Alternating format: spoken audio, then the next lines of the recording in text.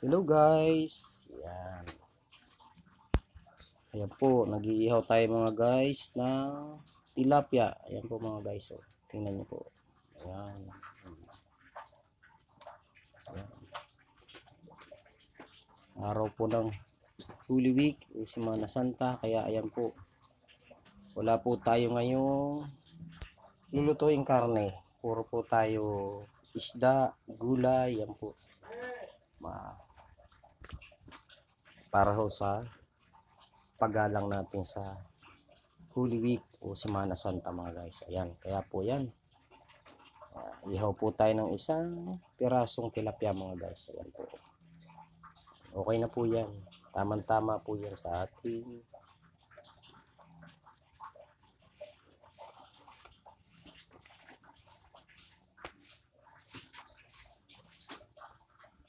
ayan.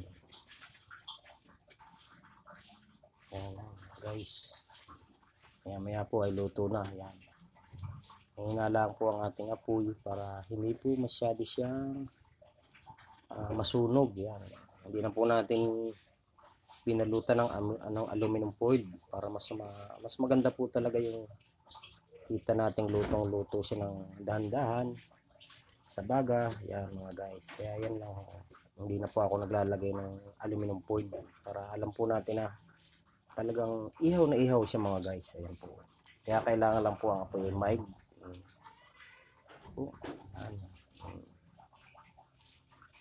Tayo po ay pag ganitong Holy Week o araw ng Magbabiyernes Santo ay ito po.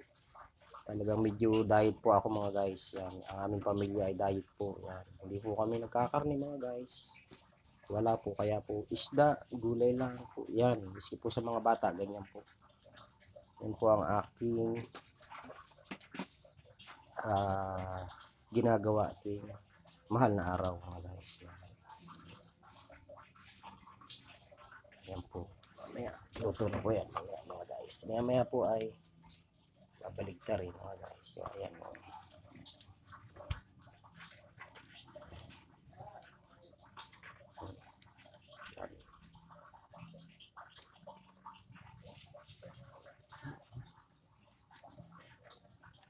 Yan, hanggang sa muli mga guys. Yan. Muli po, maraming salamat sa inyo. Sa mga nanonood ng video ko po. Maraming salamat po sa inyong lahat at sa mga followers ko at nag-follow at magpa-follow pa. Yan. Maraming salamat sa inyong lahat mga guys. Yan. Hanggang sa susunod po. See you watching po.